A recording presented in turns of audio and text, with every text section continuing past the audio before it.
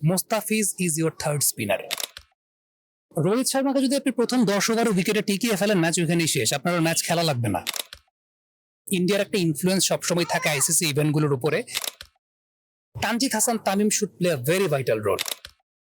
তাওহিদ হয়তো বা প্রথম ম্যাচটা খেলছেন না। Percent for Bangladesh, 60% for India রাখতে চাই। বিডিআর কেপ থেকে আমি প্রত্যহ কাব্য আপনাদের স্বাগত জানাচ্ছি। চ্যাম্পিয়ন্স ট্রফির লড়াই কিন্তু শুরু হয়ে গিয়েছে। আগামীকাল ভারত এবং বাংলাদেশের ম্যাচ রয়েছে। এই ভারত বাংলাদেশের ম্যাচ নিয়ে আজকে আমরা কথা বলবো ক্রীড়া ধারাভাষ্যকার এবং ক্রিকেট বিশ্লেষক আবিদ হোসেন সামির সাথে। বাংলাদেশ ভারতের ম্যাচ দুবাই স্টেডিয়ামে অনুষ্ঠিত হবে। আমরা জানি দুবাই স্টেডিয়ামের বাউন্ডারি সাইজ এভারেজে 70 থেকে 75 মিটার। বাংলাদেশের জন্য কি এটা সমস্যার কারণ হবে কিনা? বাউন্ডারি সাইজ প্রবলেমের কারণ হবে কিনা, আসলে বাউন্ডারি সাইজ কখনো কোনো প্রবলেমের জায়গা ক্রিয়েট করে না। সেটা এক একটা ইন্টারন্যাশনাল ভেন্যুর বাউন্ডারি পরিসীমাটা এক এক রকম, এবং আন্তর্জাতিক ক্রিকেট যারা খেলেন তারা সেই অনুযায়ী হ্যাবিচুয়েটেড থাকেন। দুবাইতে আপনি যদি আমাকে ইন ডিটেইল জিজ্ঞেস করেন, তাহলে যেমনটা আমরা শুনতে পাচ্ছি, যেহেতু ইন্ডিয়ার একটা ইনফ্লুয়েন্স সবসময় থাকে আইসিসি ইভেন্টগুলোর উপরে, এবং দুবাইতে তাদের যেহেতু স্কোয়াডে 5 জন স্পিনার, এমন কথা শোনা যাচ্ছে বিভিন্ন গণমাধ্যম মারফত যে একটু স্পিন ফ্রেন্ডলি ট্র্যাক হয়তো বা ইন্ডিয়া প্রডিউস করতে পারে, কিংবা এমন ট্র্যাক তারা প্রডিউস করতে পারে যে ট্র্যাকটা হয়তো বা স্পিনের জন্য একটু প্রমিনেন্ট। ইনফ্যাক্ট আমরা লাস্ট IL-T20 দেখেছি, সেই IL-T20-তে আমরা যেমনটা দেখতে পেয়েছি যে পেসারদের তুলনায় স্পিনারদের ইকোনমি রেটটা কম, এবং দুবাইতে যে ম্যাচগুলো হয়েছে স্পিনারদের ডমিনেশনটা আমরা দেখতে পেয়েছি। সুতরাং এমন কথাই জানা যাচ্ছে যে IL-T20-তে যে ধরনের উইকেটে খেলা হয়েছে, এই ধরনের উইকেটেই ইন্ডিয়ার ম্যাচগুলো চ্যাম্পিয়ন্স ট্রফিতে দুবাইতে যেগুলো হচ্ছে সেটা খেলা হতে যাচ্ছে। এখন এখানে কয়েকটা প্রশ্নের জায়গা আসতে পারে যে দুবাইয়ের স্পিনিং যে ট্র্যাক, সেই স্পিনিং ট্র্যাক কিংবা স্পিন ফ্রেন্ডলি ট্র্যাক আইসিসির ইভেন্টগুলোতে একেবারে তো র্যাঙ্ক টার্নার হয় না, বাট স্পিনারদের জন্য কিছু থাকে পারচেস করার জন্য। ইন্ডিয়ার কোয়ালিটি স্পিনার আছে। বাংলাদেশের কোয়ালিটি স্পিনার জায়গা থেকে চিন্তা করে নাসুম, মেহেদী হাসান মিরাজ, এই দুইজনই হয়তো বা খেলবেন। বাংলাদেশের থার্ড স্পিনারের জায়গাটা নাই, বা নাসুমকেই আপনি একদম প্রমিনেন্ট স্পিনার ধরতে পারেন। হ্যাঁ, বাংলাদেশের স্পিনটা একটু খর্বশক্তির, but on this kind of surfaces Mustafiz is your third spinner. কথাটা শুনতে অনেকের কাছে অবাক লাগতে পারে, but this is true. On this kind of surfaces Mustafiz is your third spinner, কারণ মোস্তাফিজের কাটার, মোস্তাফিজ যেভাবে বল ডিপ করেন, এগুলো এই টাইপের স্টিকি উইকেটে এগুলো ভালো কাজ করে, স্পিনারদের মতোই কাজ করে। অনেকেই বলেন যে এই টাইপের উইকেটে মোস্তাফিজুর রহমান বাঁহাতি মুতাইয়া মুরলীধরন হয়ে যান। সো আলটিমেটলি বাংলাদেশের যদি চিন্তা করে থাকে যে স্পিনিং কোয়ালিটির জায়গা থেকে আপনি মোস্তাফিজকে সেখানে ইনক্লুড করে ফেলতে পারেন, সেখানে কোনো সমস্যা কিছু থাকবে না। তবে ইন্ডিয়ার পয়েন্ট অফ ভিউ থেকে যদি দেখেন যে ইন্ডিয়া কিন্তু একটু এই ধরনের ট্র্যাক যেগুলো আসলে একদম ফ্ল্যাট ট্র্যাক না, এই টাইপের ট্র্যাকগুলোতে নাওয়াডে স্ট্রাগল করে। আপনি লাস্ট শ্রীলঙ্কার সঙ্গে ইন্ডিয়া যে সিরিজটা খেলেছে, শ্রীলঙ্কার মাটিতে 3-0 হোয়াইট ওয়াশ হয়েছে, এবং স্পিনারদের কাছেই তারা ডিসিভড হয়েছে। উইকেটের টার্ন ছিল, সেই টার্নের সঙ্গে তারা ঠিক মতো নেগোশিয়েট করতে পারে নাই। নিউজিল্যান্ডের সঙ্গে সাম্প্রতিক সময় যে টেস্ট সিরিজ হয়েছে, সেখানে স্পিনিং ট্র্যাকগুলোতে যেগুলোতে খেলা হয়েছে, সেখানে ইন্ডিয়া 2টা টেস্ট ম্যাচ হেরেছে। তখন রোহিত শর্মা একটা প্রেস কনফারেন্সে একটা কথা বলেছিলেন যে এখন ইন্ডিয়াতে ঘরোয়া পর্যায়ে এত ভালো উইকেটে খেলা হয়, এত ফ্ল্যাট উইকেটে খেলা হয়, যে কারণে তাদের ব্যাটসম্যানরা সুইপ খেলা বা সাইড শট খেলার জায়গাটা তারা একটু কম অভ্যস্ত এখন। মানে একটা সময় ইন্ডিয়ান ব্যাটাররা স্পিনিং কন্ডিশনে ভালো খেলতেন, কিন্তু নাওয়াডেজ ইন্ডিয়ান ব্যাটারদেরকে দেখা গেছে একটু আনইভেন কন্ডিশন যেগুলো আছে, একটু আনইভেন কন্ডিশনে তাদেরই কিন্তু উল্টো একটা হিটে বিপরীত হওয়ার সম্ভাবনা থাকে। So it's anybody's game. আপনি কাগজে কলমে ইন্ডিয়া অনেক শক্তিশালী দল, কিন্তু তারপরও as far as condition is concern, বাংলাদেশের বোলাররা এই টাইপের কন্ডিশনে বেটার বোলিং করে।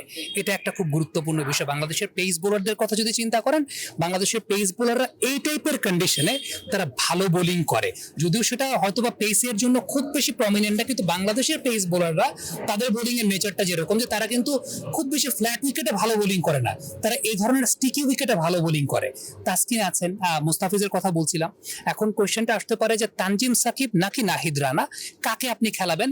ইট depends on the team management. Team management আসলে কি চিন্তা করছে অপোনেন্টের স্ট্রেংথ অনুযায়ী। আমাকে পার্সোনালি যদি আপনি বলেন, আমি বলবো তানজিম সাকিবের বলে ভালো কাজ আছে, কিন্তু নাহিদ রানার এক্সট্রা পেসটা আছে, যে এক্সট্রা পেসটা এই ধরনের সার্ফেস হয় কি একটু এক্সট্রা বাউন্স ক্যারি করতে পারে, একটু আনইভেননেস কিছু শো করতে পারে, এবং এই যে 10-15 কিলোমিটারের যে পার্থক্যটা, এই পার্থক্যটা দেখা যায় যে অনেক সময় অনেক বড় হয়ে দাঁড়ায়। এবং এই টাইপের স্টিকি উইকেটে নাহিদ কিন্তু, ফ্ল্যাট উইকেটের কথা যদি বলেন, ফ্ল্যাট উইকেটে নাহিদ অতটা কার্যকরী থাকে না যতটা এই টাইপের স্টিকি উইকেটে নাহিদ কার্যকরী থাকে। সো আমার কাছে যেটা ব্যক্তিগতভাবে মনে হয় যে হয়তো বা 3 পেসার যদি বাংলাদেশের খেলে, সেটা তাসকিন, মোস্তাফিজ, নাহিদ রানার পক্ষে আমি যাব। টিম ম্যানেজমেন্ট তানজিম সাকিবকেও খেলাতে পারে, যাকেই খেলাক না কেন আমাদের মনে হয় যে আমাদের পেস বোলিং এর ওই রসদটা আছে যে they can give a best fight. আপনি বোলিং এর কথা বলছিলেন, ব্যাটিং এ যে একটা ভাইটাল ইস্যু, সেটা হচ্ছে আপনার 4 নম্বর পজিশনের জন্য কে খেলবেন, এক্ষেত্রে মুশফিক নাকি তৌহিদ হৃদয়। আমরা কিন্তু ক্রিকবাজে রিসেন্টলি মেহেদী মিরাজ একটা সাক্ষাৎকারে বলেছেন তিনি 4 নম্বর পজিশনটা চান। সেক্ষেত্রে জাকের আলী অনেক কোথায় খেলবেন, টিম কম্বিনেশন কেমন হবে? টিম কম্বিনেশনটা সেই জায়গাটা দুইটা পজিশন নিয়ে আসলে মোটামুটি 9 জন সেটেল। কোন 9 জন খেলছেন সেটা আপনিও জানেন, আমিও জানি, আমরা সবাই জানি। এখন উইকেট দেখে আসলে টিম ম্যানেজমেন্ট ওই সিদ্ধান্তটা নেবে যে কাকে খেলাবে, তাওহিদ হৃদয় নাকি জাকের আলী অনেক, ওইদিকে তানজিম সাকিব নাকি নাহিদ রানা। সো এটা উইকেট দেখে তারা ওই বিবেচনা করবে এবং তাদের টিম কম্বিনেশন অনুযায়ী বিবেচনা করবে। এবং আপনি যদি আমাকে বলেন যে 4 নম্বর পজিশনে মেহেদী মিরাজই খেলবেন, মেহেদী মিরাজই খেলবেন, কারণ ওয়ানডে সেটআপে এই মুহূর্তে মেহেদী মিরাজকে 4 নম্বর পজিশনে না খেলালে ওটা তো একটা হোল্ডিং রোলের জায়গা। 4 নম্বর পজিশনের হোল্ডিং রোলের জায়গাটা মেহেদী মিরাজই সবচেয়ে প্রমিনেন্ট। হ্যাঁ, তার স্ট্রাইক রেট নিয়ে অনেক কথা আছে, বাট গেল 1 বছরে যখন 4-এ তিনি ব্যাটিং করেছেন, তার ব্যাটিং গড়টা কিন্তু অনেক বেশি, তার ব্যাটিং গড়টা 80-র উপরে। সো এই জায়গাটা থেকে বিবেচনা করলে স্ট্রাইক রেটটা একটা চিন্তার বিষয় থাকবে, বাট মিরাজ স্পিন খুব ভালো খেলতে পারেন এবং মিড ওভার্সের ব্যাটিংটা খুব ইম্পর্টেন্ট হবে। স্পিন হ্যান্ডেল কে কত ভালো করতে পারেন, স্পিনে মিরাজ ভালো সিঙ্গেল নেগোশিয়েট করতে পারেন। সো আমার কাছে মনে হয় যে মেহেদী মিরাজই যাবেন।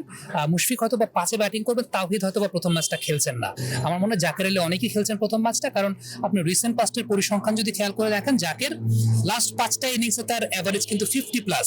লাস্ট কয়েকটা ইনিংসে তার পরিসংখ্যান, এখন যে ব্যাটসম্যানটা আপনার লাস্ট 5টা ইনিংসে 50+ এভারেজে ব্যাটিং করে দিয়ে গেছেন, তাকে তো আপনি আসলে বাদ দিতে পারেন না স্ট্যাটিস্টিক্যালি। এখন টিম ম্যানেজমেন্ট যদি চিন্তা করেন না আমরা তাওহিদের উপরই ভরসাটা রাখতে চাই, কিন্তু তাওহিদের উপর ভরসা রাখলে আসলে তাকে 4-এ ব্যাটিং করাতে হবে, কিন্তু 4-এ মেহেদী মিরাজ ব্যাটিং করবেন।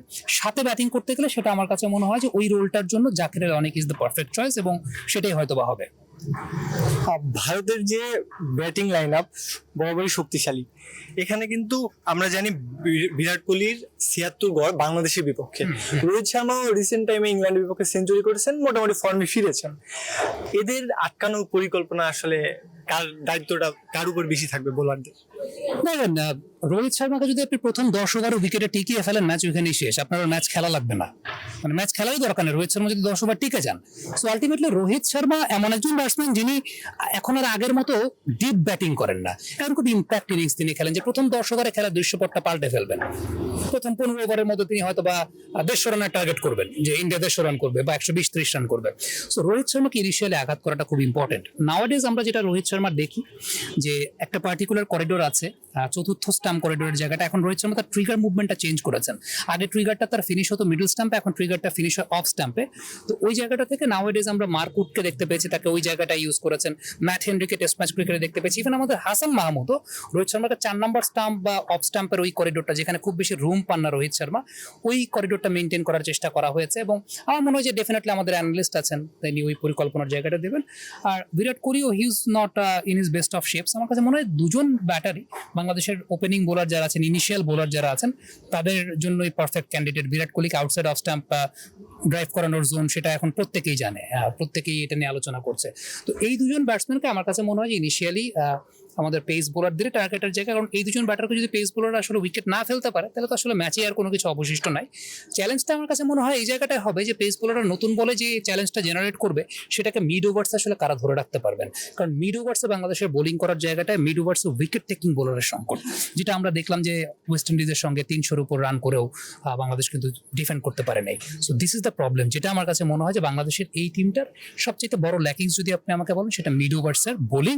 এবং মিড ওভার্স তখন শ্রেয়াস আইয়ার আসবেন, শুভমান গিল যদি টিকে যান, শুভমান গিল থাকবেন, ঋষভ পান্ট, লোকেশ রাহুল, হার্দিক পান্ডিয়া। সো ওইটা খুব ইম্পর্টেন্ট যে মিড ওভার্সে আসলে কিভাবে তারা হ্যান্ডেলটা করতে পারেন, আমাদের এটাই সংকটের জায়গা। ওভারঅল ভারত বাংলাদেশের ম্যাচ কেমন হবে বা আপনি এটা নিয়ে প্রত্যাশা কত, বাংলাদেশের সম্ভাবনা কতটুকু? দুবাইতে ম্যাচ কন্ডিশন বিবেচনায় আমি সেখানে একটা 60-40 chance, 40% for Bangladesh, 60% for India রাখতে চাই। এবং যদি অন্য কোনো জায়গায় ম্যাচ হতো আমি হয়তো বা বলতাম বাংলাদেশের পসিবিলিটিটা আরো কম, বাট দুবাইতে ম্যাচ, বাংলাদেশের যে শক্তিমত্তার জায়গা আছে, পটেনশিয়ালিটির জায়গা আছে, বাংলাদেশ যদি বেস্ট পসিবল ক্রিকেটটা খেলতে পারে, এই ম্যাচ না জেতার আসলে কোনো কারণ নাই। তবে ইন্ডিয়া শক্তিশালী দল অপেক্ষাকৃত, তাদের এক্স ফ্যাক্টর অনেক বেশি, আমি 60%টা তাদেরকে এই কারণে রেখেছি। তবে এই ম্যাচ জয়ের ব্যাপারে আমি খুব আশাবাদী। কেন আশাবাদী? এটা নির্ধারণ হয়ে যাবে আসলে প্রথম 10 ওভারের খেলায়। দুটো ইনিংসের প্রথম 10 ওভারের খেলায় অনেক কিছু ডিপেন্ড করছে। বাংলাদেশ প্রথম 10 ওভার কিভাবে উইকেটে সার্ভাইভ করতে পারে উইদাউট লুজিং আ উইকেট। ইন্ডিয়ার পেস বোলিং কিন্তু খর্ব, ইন্ডিয়ার পেস বোলিং সেটআপটা কিন্তু খর্ব, ইন্ডিয়ার পেস বোলিং সেটআপটা অত বেশি না। আরেকটা কথা আমি আজকে আপনাকে বলি, জানি না সেটা কালকে কি হবে, Tanzid Hasan Tamim should play a very vital role. কারণ ইন্ডিয়াতে লম্বা পেস বোলার নাই। তানজিদ তামিমকে আমরা প্রবলেম ফেস করতে দেখি লম্বা বোলারদের এগেনস্টে। লম্বা বোলারদের এগেনস্টে তানজিদ তামিম বেশি প্রবলেম ফেস করেন যখন হাইট একটা ফ্যাক্টর হয়ে দাঁড়ায়। ইন্ডিয়া টিমে কিন্তু ওই হাইটের ফ্যাক্টরটা খুব বেশি কাজ করবে না। সো তানজিদের জন্য বেশ ইজি গোয়িং নেচার হতে পারে। So once he will go, আমার কাছে মনে হয় হি শুড গো বিগ। তাহলে হয়তো ম্যাচের দৃশ্যপটে অনেক কিছু পরিবর্তন আসতে পারে। আর ইনিশিয়ালি রোহিত শর্মা, বিরাট কোহলিকে আপনাকে প্রথম 10 ওভারের মধ্যেই ফেলতে হবে আসলে, আদারওয়াইজ কোনো উপায় নেই। শেষ প্রশ্ন, বাংলাদেশ এবার চ্যাম্পিয়ন হবে কতটুকু বিশ্বাস করেন? বাস্তবতার নিরিখে তো সেটা আসলে বিশ্বাস করার মতো কোনো জায়গা নাই, বাট অনেক গিভেন ডে। দেখেন ক্রিকেট এমন একটা খেলা, অনেক গিভেন ডে। যে টিমটা ওই পার্টিকুলার দিনে পারফর্ম করবে ওই টিমটা জয়লাভ করবে। লেটস সি, আমার কাছে মনে হয় প্রথম ম্যাচটা দেখি টিমটা কোন শেপে আছে, কেমন কম্বিনেশন আছে। বাট কাগজে কলমে যদি পড়েন, বাংলাদেশ তো চ্যাম্পিয়ন হওয়ার মতো টিম না, সেটা আপনিও জানেন, আমিও জানি, আমরা সবাই জানি। বাট ওইটা বললাম যে অনেক গিভেন ডে, টিমটা কিরকম শেপে আছে। Let's look forward for, let's think about the India match. ওই একটা ম্যাচ নিয়ে আপাতত চিন্তা করি আমরা। আফটার দ্যাট দেখা যাবে যে পাকিস্তান, নিউজিল্যান্ড, একটা একটা করে ম্যাচেরই তো ব্যাপার, ইউ নেভার নো কখন কি হয়।